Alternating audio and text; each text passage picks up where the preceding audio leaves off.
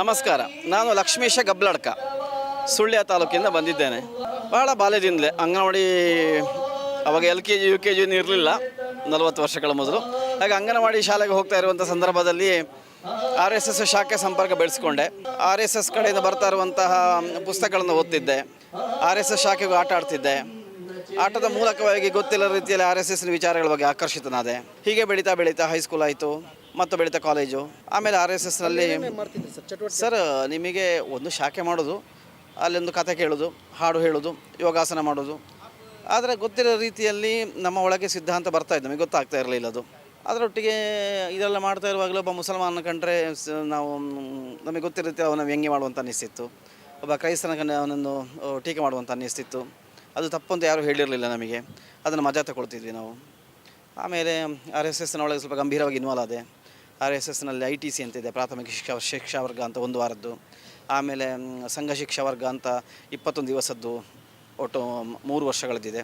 ಅದೆಲ್ಲ ಮುಗಿಸ್ಕೊಂಡೆ. RSSನಲ್ಲಿ ಬೇರೆ ಬೇರೆ ಬೇರೆ ಕಡೆಗಳಲ್ಲಿ ಶಾಖೆಗಳನ್ನು ಮಾಡೋದು, ಯುವಕರನ್ನ, ಹುಡುಗರನ್ನ, ಬಾಲಕರನ್ನೆಲ್ಲ ಕರ್ಕೊಂಡು ಬರೋದು ಶಾಖೆಗೆ. ಆಮೇಲೆ ಬೇರೆ ಬೇರೆ ಕಡೆ ಭಾಷಣಗಳಿಗೆ ಹೋಗೋದು, RSSನ ತರಬೇತಿ ವರ್ಗಗಳಲ್ಲಿ ಶಿಕ್ಷಕನಾಗಿ ಪಾಲ್ಗೊಳ್ಳೋದು. ಬೆಳಗ್ಗೆ ಹಿಂದೂ ಜಾಗರಣ ವೇದಿಕೆಯಲ್ಲಿ ಓಡಾಟ, ರಾಜ್ಯಾದ್ಯಂತ ಬೇರೆ ಬೇರೆ ಕಡೆಗಳಲ್ಲಿ ಭಾಷಣಕ್ಕೆ ಓಡಾಡ್ತಿದ್ದೆ. 13 ಕೇಸು, ಜೈಲು, ಹೀಗೆಲ್ಲವೂ ಆಯಿತು.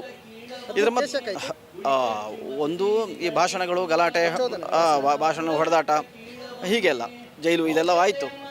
ಅದರ ಮಧ್ಯೆ ನನಗೆ ಪ್ರಶ್ನೆ ಬರ್ತಾಯಿತ್ತು. ನಾನು ಒಂದನೇದಾಗಿ ಇದು ಪದೇ ಪದೇ ಒಂದು ಪ್ರಶ್ನೆ ಬರ್ತಾಯಿತ್ತು, ನಾನು ಮಾಡ್ತಾ ಇರೋದು ಸರಿಯಾ? ಇದು ಭೌತಿಕ ಹಿಂದುತ್ವ. ನನ್ನ ಶಬ್ದ ಒಂದು ಹೊಸ ಶಬ್ದ ನಾನು ಕೊಟ್ಟಿದ್ದೆ, ಇದು ಭೌತಿಕ ಹಿಂದುತ್ವ ಅಂತ. ಅಂದರೆ ಹಿಂದೂ ಧರ್ಮಕ್ಕೆ ಬೇಕಾಗಿ, ಗೋವಿಗೆ ಬೇಕಾಗಿ, ಗಂಗೆಗೆ ಬೇಕಾಗಿ, ರಾಮನಿಗೆ ಬೇಕಾಗಿ ಸಂಘಟನೆ ಅಲ್ಲ, ಸಂಘಟನೆಗೆ ಬೇಕಾಗಿ ರಾಮ, ಗಂಗೆ, ಗೋವು, ಹೀಗೆ ಇದೆಲ್ಲವನ್ನು ಉಪಯೋಗ ಮಾಡೋದು ಮತ್ತು ಭಾವನಾತ್ಮಕವಾಗಿ ಮರುಳು ಮಾಡ್ತಾ ಹೋಗೋದು. ಹಾಗೆ ನನಗೆ ಹೇಳಿಸಿದ್ದಲ್ಲ ಅಂತ ಅನಿಸಲಿಕ್ಕೆ ಶುರುವಾಯಿತು. ಇದರ ಪರಿಣಾಮವಾಗಿ ಬೇರೆ ಬೇರೆ ಅಧ್ಯಯನ ಇನ್ನೊಂದು ಓದಲಿಕ್ಕೆ ಶುರು ಮಾಡಿದೆ, ಅವಲೋಕನ ಶುರು ಮಾಡಿದೆ. ಅದರ ಪ್ರಶ್ನೆಗಳು ಬರಲಿಕ್ಕೆ ಶುರುವಾಯಿತು. ನನ್ನ ಪ್ರಶ್ನೆಗಳಿಗೆ ಉತ್ತರ ಕೊಡುವ ಸ್ಥಿತಿಯಲ್ಲಿ ಅವರು ಇರಲಿಲ್ಲ. ಹಾಗಾಗಿ RSS ಒಳಗಡೆ, ಸಂಘ ಪರಿವಾರದ ಒಳಗೆ ನಾನು ಇರುವಾಗಲೇ ನಾನು RSSನ ಪ್ರಶ್ನೆ ಮಾಡೋದನ್ನು ಸಹಿಸಲಿಕ್ಕಾಗದೆ ನನ್ನನ್ನು ಅದುಮ ಪ್ರಯತ್ನ ಮಾಡ್ತಾಯಿದ್ರು.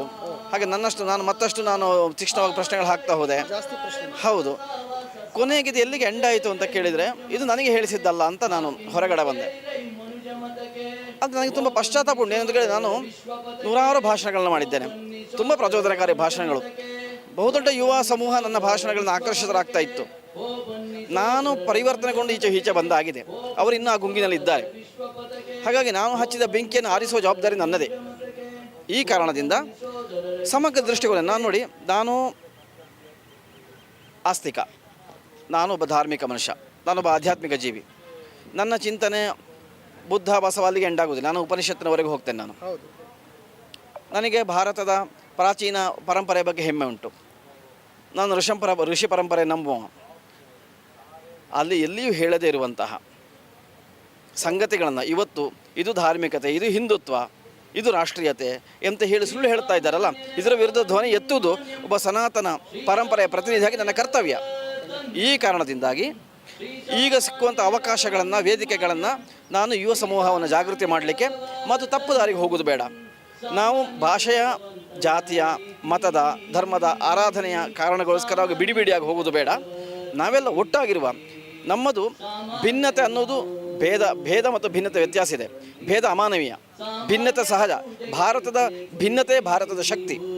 ಹಾಗಾಗಿ ಒಂದು ಸಾಂಸ್ಕೃತಿಕವಾದ ಆಲೋಚನೆಯಲ್ಲಿ, ಸಿದ್ಧಾಂತದಲ್ಲಿ ಭಾರತವನ್ನು ಸಂಘಟಿಸುವುದು ಅಂತ ಹೇಳಿದರೆ ಇದು ಭಿನ್ನತೆಗೆ ಮಾಡುವಂತಹ ಅಪಚಾರ, ವೈವಿಧ್ಯತೆಗೆ ಮಾಡುವಂತಹ ಅಪಚಾರ. ಹಾಗಾಗಿ ಭಿನ್ನ ಭಿನ್ನ ಸಂಸ್ಕೃತಿ, ಆಚಾರ ಪದ್ಧತಿ, ಆರಾಧನೆಗಳಿಂದ ಕೂಡಿದಂಥ ಈ ಭಾರತವಾಗಿ ಉಳಿಬೇಕು ಅಂತಿದ್ದರೆ ನಾವು ಎಲ್ಲರೂ ಸಮಗ್ರ ದೃಷ್ಟಿಕೋನವನ್ನು ಬೆಳೆಸಿಕೊಳ್ಳಬೇಕು ಮತ್ತು ಪರಸ್ಪರ ಗೌರವಿಸುವಂತಹ, ಒಂದು ವೈವಿಧ್ಯತೆಯನ್ನು ಒಪ್ಪುವಂತಹ, ಸಂವಿಧಾನವನ್ನು ಮೀರಿದಂತಹ ಮಾನವ ಧರ್ಮದ ಆಧಾರದಲ್ಲಿ, ಅದರ ಬೇಸಲ್ಲಿ ನಾವು ನಮ್ಮ ಸ್ವಧರ್ಮ, ಸ್ವಮತದ ಆಚರಣೆ ಮಾಡ್ತಾ ಇರಬೇಕು. ಇದು ನನ್ನ ಇವತ್ತಿನ ಆಶಯ. ನಮಸ್ಕಾರ.